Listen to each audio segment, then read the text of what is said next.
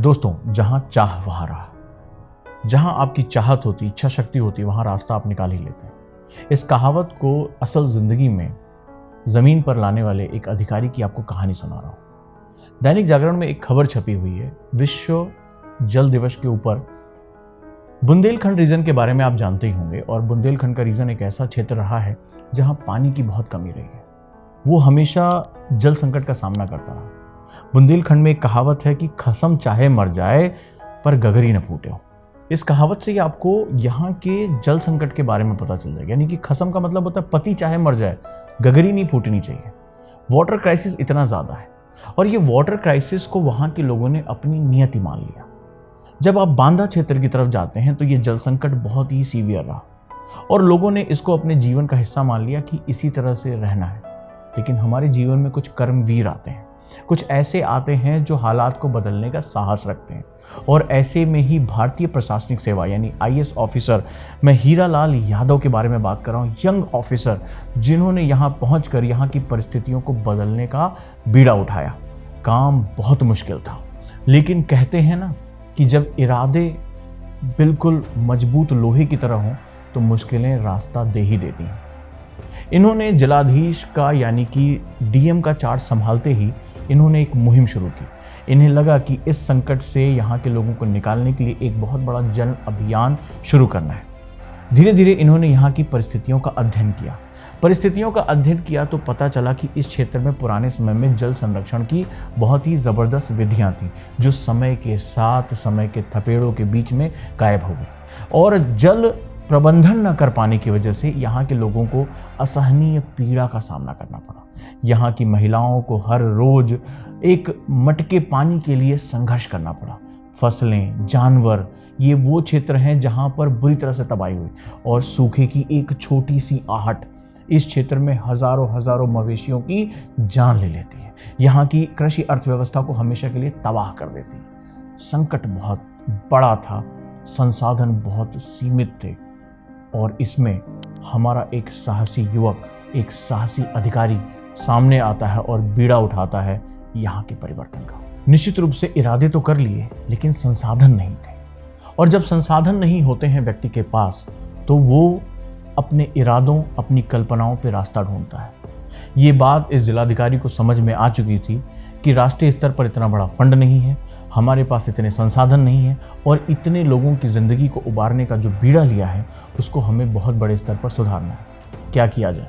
इन्होंने लोगों को ही संसाधन बनाया। इन्होंने भारतीय परंपराओं का अध्ययन किया, बुंदेलखंड की परंपराओं का अध्ययन किया, और देखा कि पहले किस तरह से लोग वहाँ पर बावड़ियाँ बनाते थे, जल संरक्षण के साथ जुड़ते थे, और जल इनके लिए एक सामुदायिक विषय हुआ करता था, यानी कम्युनिटी सब्जेक्ट हुआ करता था। इन्होंने इसी परंपरा को वापस भारतीय समाज में लाने का प्रयास किया। इन्होंने युवाओं को जोड़ा, इन्होंने युवाओं की शक्ति पे एक भरोसा किया, उनको तालाबों की साफ सफाई और उसके गहरीकरण का कार्य में प्रेरित किया। इन्होंने जाकर घरों घरों में अभियान चलाया, और यहाँ देखा कि पुराने समय में इस क्षेत्र में, बांदा जिले में जो तालाब और कुएं होते थे, इनकी संध्या आरती हुआ करती थी। और यहाँ पर हम अपने जो जल थे, हमारी परंपराओं में बड़ी खास बात है कि हमारे जो जल का विषय रहा है वो हमारे लिए आराध्य रहा है। हम प्रकृति की पूजा करने वाले लोग रहे हैं। हम जानते थे कि जो हमारे जीवन का आधार है वो हमारे लिए पूज्य है। इन्होंने उस संध्या आरती, उस कुओं की पूजा करने की पद्धति को दोबारा जीवित किया। लोगों का उसके साथ जुड़ा हुआ, लोग वहाँ पहुँचने लगे। शाम को इस विषय पर चर्चा होने लगी। धीरे धीरे ये चर्चा समाज और पंचायतों में बहुत गहरे पहुँचने लगी। लोग इसके साथ जुड़ने लगे, कौतूहल का विषय बना।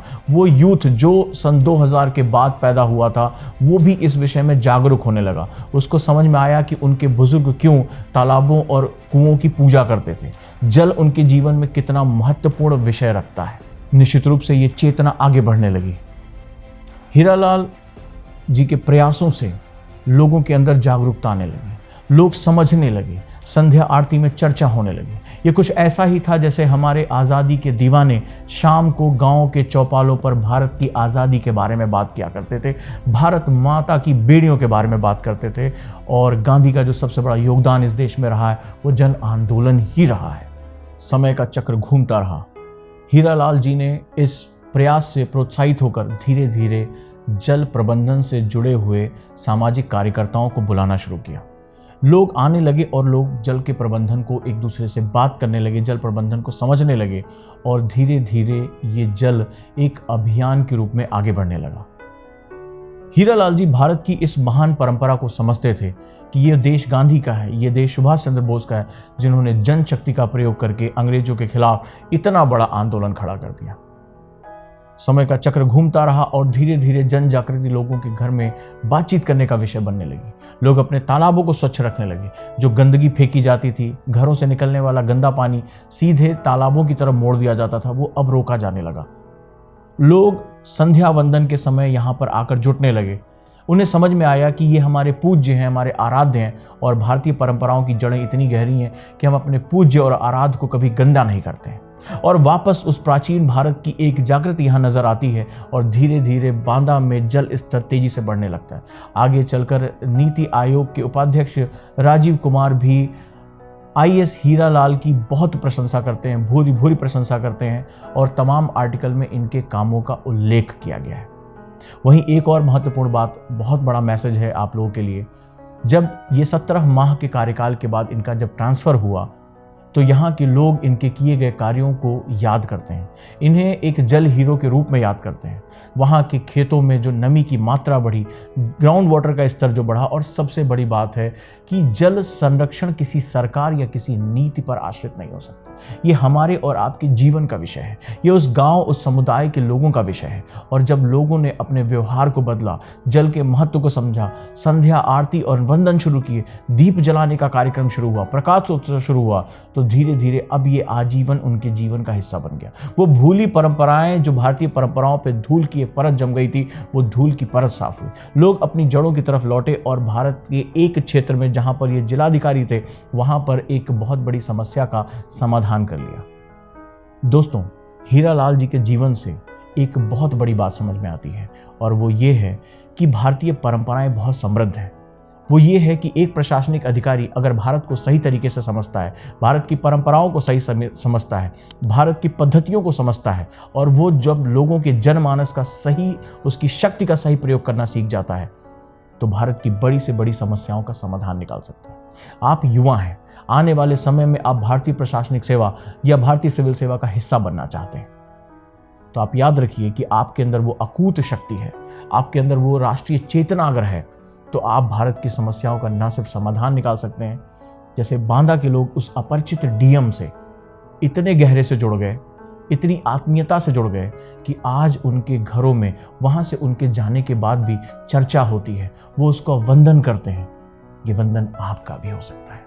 आज इस विश्व जल संरक्षण दिवस पे हम एक बेहतरीन अधिकारी का नमन करते हैं, उनके कार्यों को हम प्रोत्साहन देते हैं और उनके जीवन से बहुत कुछ सीख सकते हैं।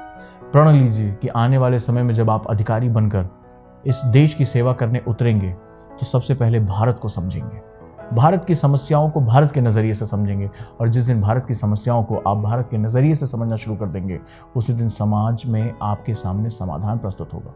आप भारत के जनमानस को एक शक्ति के रूप में देखेंगे, वो शक्ति जो सोई हुई है, वो शक्ति जो सुषुप्त है, आप उसको जगाएंगे। और जिस दिन भारत जनमानस की शक्ति जागृत हो गई, उसी दिन हर व्यक्ति, मेरा हर स्टूडेंट, हर ओजांकियन एक ऐसा अधिकारी बन के निकलेगा जो स्वर्णिम भारत की तस्वीर बनाएगा।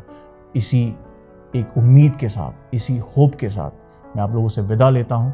आप ऐसे तमाम प्रेरणादायक अधिकारियों का जीवन पढ़ें कि जिन्होंने जीवन में, वास्तविकता में बहुत बड़े परिवर्तन किए, और ऐसे परिवर्तन की एक मशाल आपके अंदर भी है। बस अब उसे दुनिया को एक चमक के रूप में दिखाना भर है। ये वीडियो आप सभी को कैसा लगा, मुझे ज़रूर बताएं। इस वीडियो का मैसेज आपके जीवन में कितना परिवर्तन लेकर आ रहा है, ये भी ज़रूर बताएं।